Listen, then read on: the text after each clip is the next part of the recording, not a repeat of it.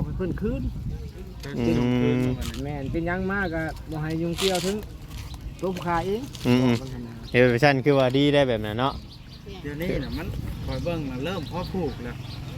จะคืออาการทีเข้าตั้งแต่3มื้อมาเรียนนี่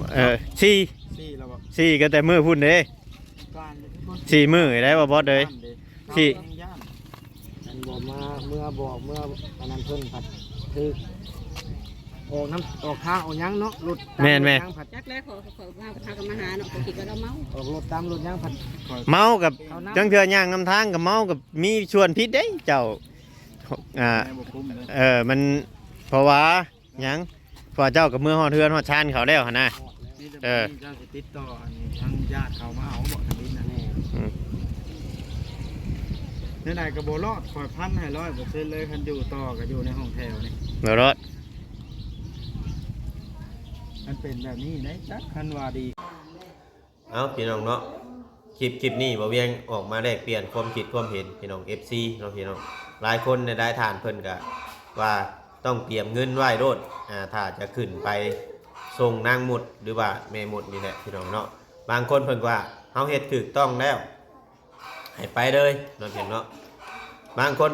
เพิ่นก็ว่าคือบ่ให้พอจอยไปส่งคนเดียวมันจังเรื่องมันจังสิบ่ยุ่งบ่ยากนู่นนั่นนี่อันนี้ก็ยังบ่ฮู้ว่าสิเป็นแนวใดพี่น้องเข้าไปหาเบิ่งเพิ่นก่อน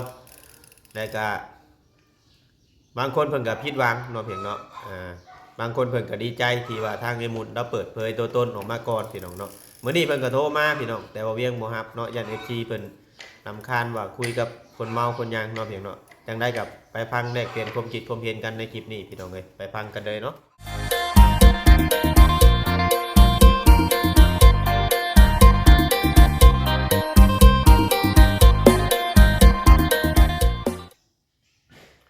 กับทักทายสบายดีเนาะพ่อแม่พี่น้อง FC กันเบิดทุกคนพี่น้องเนาะทางฝั่งไทยและก็ทางฝั่งลาวหรือว่าแม่ FC ที่เข้ามาเบิ่งมาชมเนาะเข้ามาติดตามคอยกดไลค์กดแชร์พี่น้องเอ้ยเบิ่งคลิปเบิ่งโฆษณาให้เวียงเนาะแต่ต้นจนจบพี่น้องเอ้ยเนาะแม่อยู่ต่างประเทศก็ดีพี่น้องเนาะที่ว่าคอยซัพพอร์ตเบิ่งคลิปเบิ่งโฆษณาให้เวียงก็ขอบมุกขอบใจหลายเบิดทุกคนเนาะพี่น้องเนาะถ้าว่าผิดพลาดประการใดหรือว่าวาจาใดเว้าบ่ม่วนนวลหูก็ต้องกลับขอโทษขออภัยนำเด้อแม่ FC พี่น้องเลยเนาะเจ็บคอเนี่ยพี่น้องเลยเนาะก็เสียงก็อาจสิบ่อยากนั่นปานใดพี่น้องเลยเนาะมื้อนี้เนาะเพียงเนาะเดี๋ยวเวียงก็ออกมาเว้าในเรื่องแบบFC ตั้งคำถามขึ้นมาเนาะเพียงเนาะแล้วก็ FC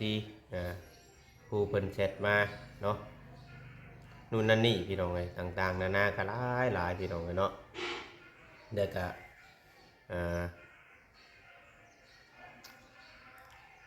คอมเมนต์พี่น้องเลยเนาะบางคอมเมนต์ก็ว่าหลายเลยแหละพี่น้องไม่ได้ว่าบางคอมเมนต์หรอกก็ว่าหลายเลยแหละพี่น้องเลยเนาะที่ว่าคือทางเงิน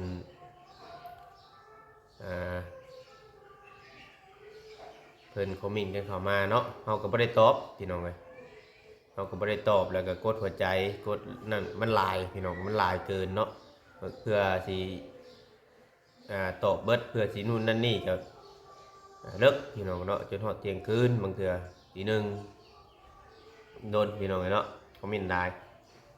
มันหลายเติบก็บางเทื่อบางทีถ้าเฮาสิตอบก็เพื่อเฮาเขียนเฮายังมันโดนเติบพี่น้องเอ้ยเนาะก็เลยบ่ได้ตอบเพราะว่า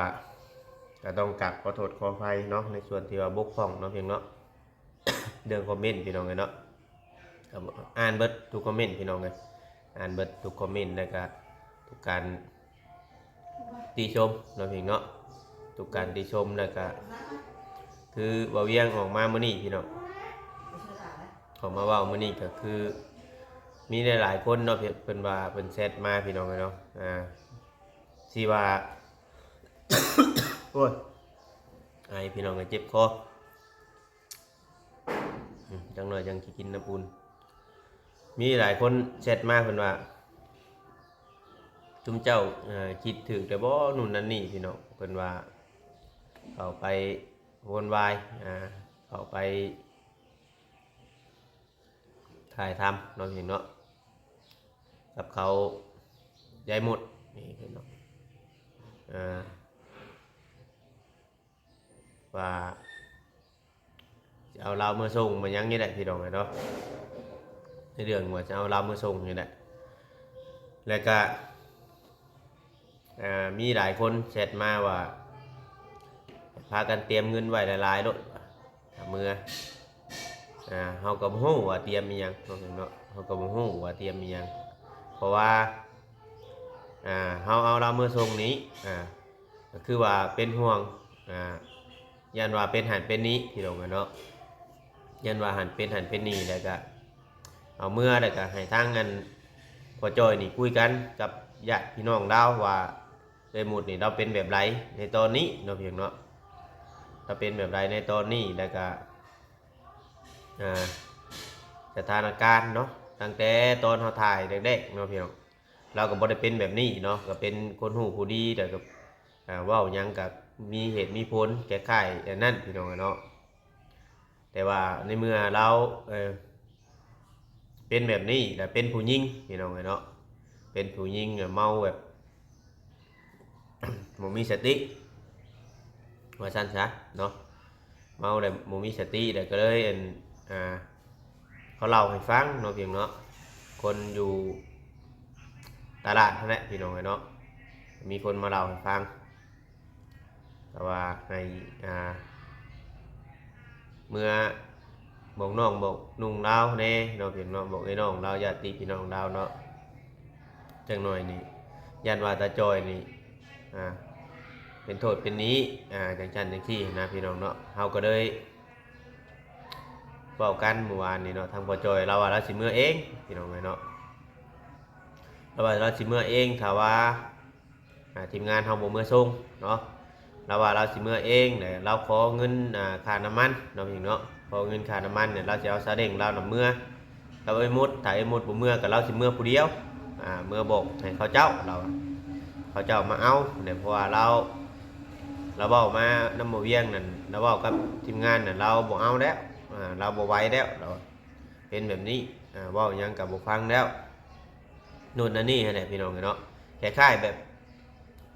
โทรมาหาบ่เวียงนั่นแหละพี่น้องมื้อนี้ก็โทรมาก็แต่4 ตี 5เนาะพี่น้องเนาะก็แต่ตี 5เพิ่นใกล้ตี 4ใกล้ตี 5เนาะโทรมาบ่เวียงยังอยู่ในมุ้งอยู่พี่น้องเนาะมื้อนี้ก็โทรมาแต่ว่าเฮาบ่ได้รับคือเว้าได้เฮาสิบ่ได้รับโทรศัพท์เพิ่นให้ FC เบิ่งเนาะพี่น้องเนาะ FC ก็ว่าบางเทื่อก็ว่าโอ้เว้านำคนเมานู่นนั่นนี่นะพี่น้องก็ เคยเว้ากันพี่น้องเนาะเคยเว้ากันแล้วก็อธิบายกันแล้วคือเมื่อคืนนี่เฮาก็โทรเว้าได้เฮาเฮ็ดคลิปออกมาแล้วเนาะพี่น้องเฮ็ดคลิปออกมาแล้วก็โทรมาอีกโทรมาอีกเฮาก็บอกไปนู่นนั่นนี่เฮาก็วางไปแล้วก็เราโทรมาอีกเว้าบางเทื่อก็คือว่าบ่อยากเมื่อบางเทื่อก็คือว่าบ่อยากเมื่อแล้วก็คือว่า อยากไปเอาน้องติ๊กน้องมิกมาอยากไปเยี่ยมไปยามอันนั้นมันดูแลกันบ่ได้อยู่แล้วพี่น้องเนาะแต่ว่าแนวทางที่เราแก้ตู้แบบไปเรื่อยๆเห็นนะพี่น้อง บอกคนเมาเนาะบอกแก้ตู้ไปดูนั่นนี่อะไรพี่น้องพี่น้องเนาะเขาก็เมื่อยน้ำเรื่องนี้ก็เมื่อยอยู่FC หลายคนก็ ถ้าว่าบ่อยู่ในจุดนี้ก็บางเทื่อเพิ่นก็สิบ่ฮู้ได้ถ้าบ่อยู่ในจุดที่ว่าชุมเฮาอยู่นี่แต่ก็ เพราะว่าทางทีมงานนี่ก็ไล่เข้าไปถ่ายทำเนาะเข้าไปถ่ายทำเนี่ยถ้าเรื่องมันเกิดแบบนี้เฮาก็มีการถามกันเนาะเพียงเนาะปรึกษากันว่าจะเอาแนวใดต่อ บางคนบาง FC ว่ายันเราเป็นหนี้เป็นสินได้ให้ทีมงานไปหาจ่ายหายังเนาะมันโดยที่ว่านู่นนั่นนี่มันโมเมนต์พี่น้องเนาะเขาก็แจ้งไว้แล้วแหละในร้านร้านค้าก็เขาแจ้งไว้แล้วบอกเพิ่นแล้วเจ้าของห้องที่เราไปเอาเครื่องเอาของมากับเจ้าของห้องกันเนี่ยเขาก็บอกเพิ่นแล้วเพราะว่าเขาถ่ายทำนี่ ถ้าคนดีเพิ่นจังช่วยพี่น้องเนาะผู้รักผู้ใหญ่ผู้เพิ่นเบิ่งถ้าเฮาเฮ็ดทำตัวบ่ดีออกมามื้อหนึงนี่มันก็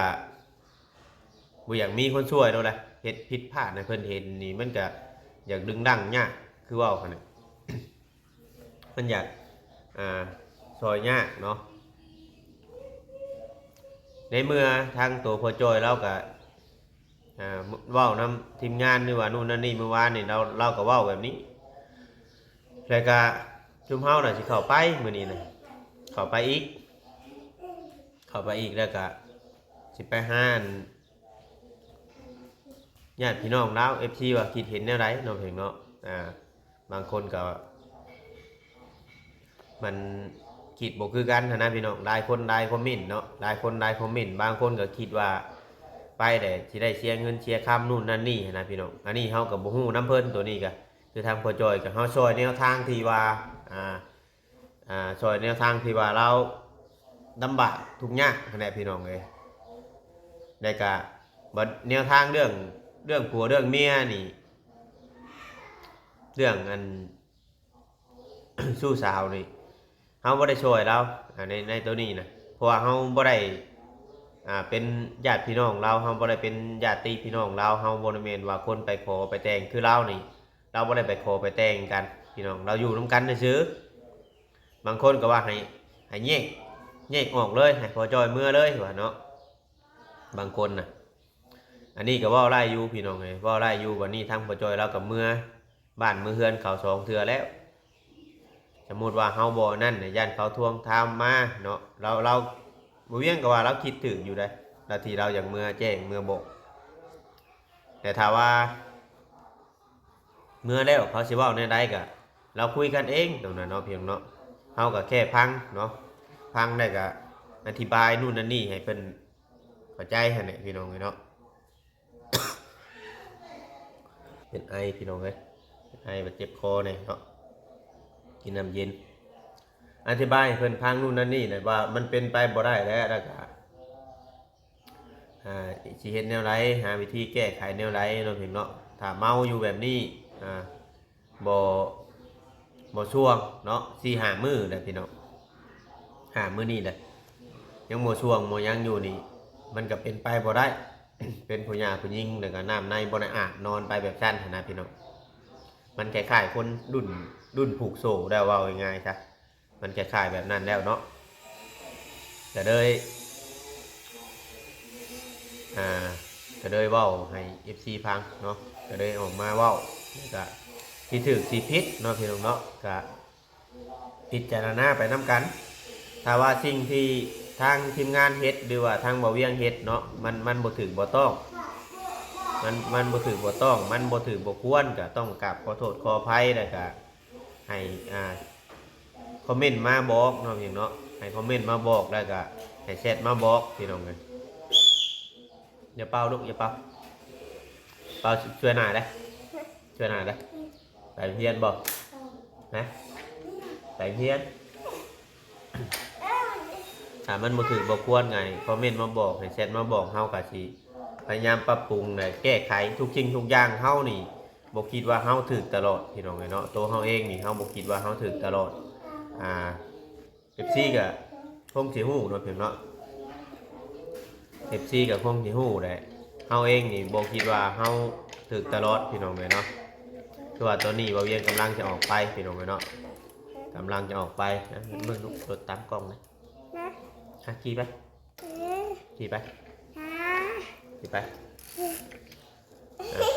ตอนนี้คือว่าเวียงกำลังจะออกไปข้างนอกพี่น้องก็เลยอัดคลิป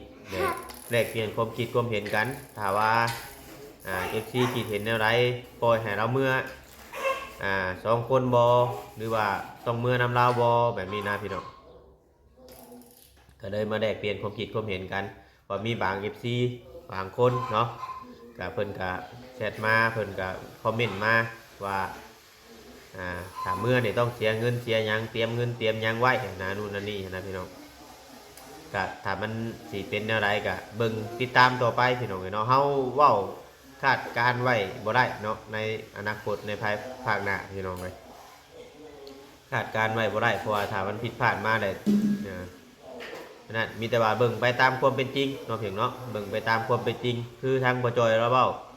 ตอนแรกก็เว้าเรื่องนั่นนี่ครับพ่อแม่ดาวแล้วก็ว่าบ่ได้อั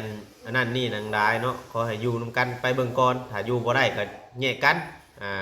คือทางพ่อจอยเว้าเหตุการณ์ตัวนี้เนาะกับพ่อแม่เราอยู่แล้วแต่ตอนเราเมื่อบ่ว่าติทางพ่อจอยก็อายุก็50ปลายแหละซ้ำในเรื่องเมียเรื่องหยังซ้ำนี่แหละสิอันเว้าบ่ได้สิเว้าบ่เป็นเนาะเพียงเนาะถ้าในเมื่อฮอดแล้ว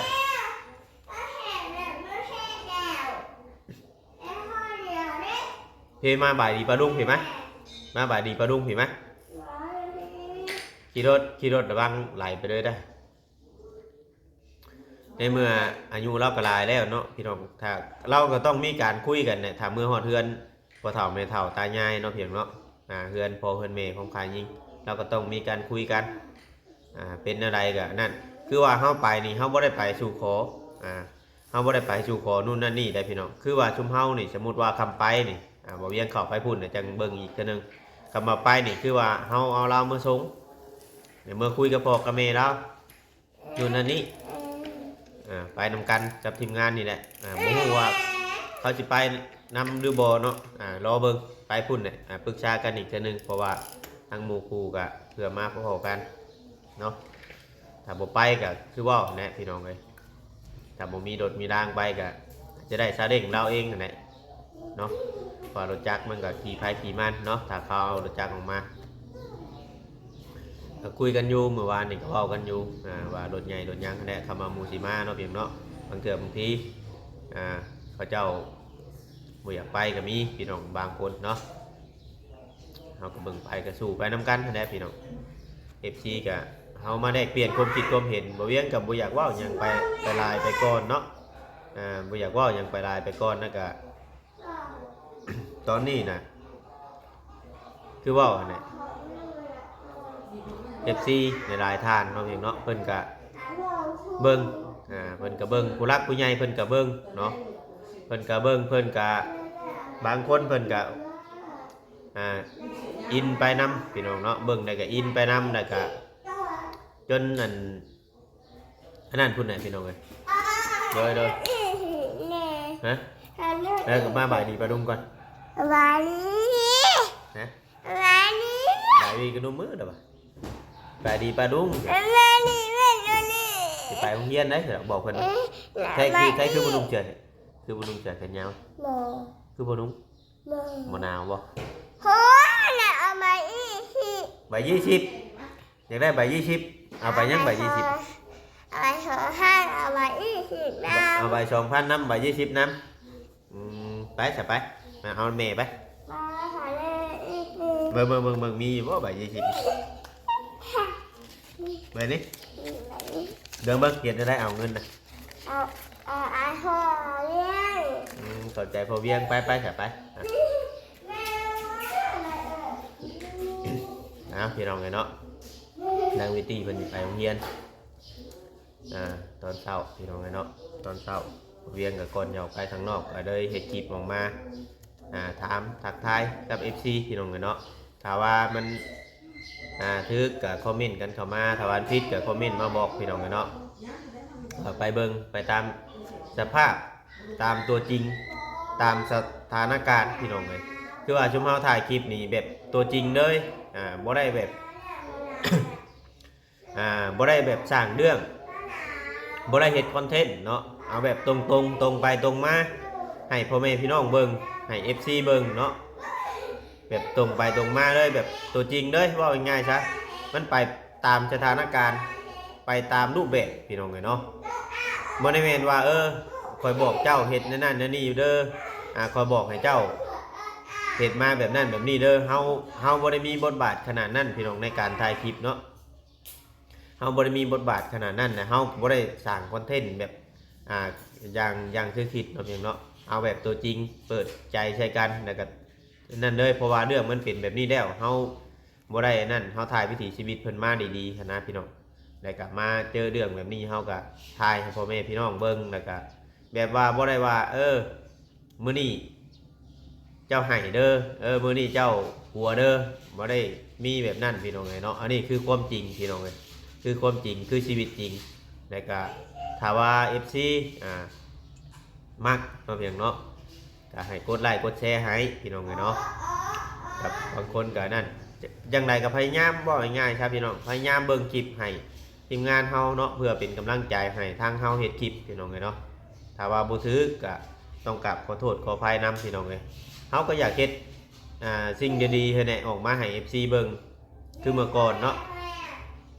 คือทางไอ้มุดคือเมื่อก่อนพี่น้องเอ้ยเนาะก็ว่าอยากพยายามผลักดันชุมเพิ่นว่าอยากให้ชุมเพิ่นค้าขายนั่นนู่นนี่นะพี่น้องเอ้ยก็พยายามเฮ็ดคลิปออกมาบ่แล้วว่าพอดี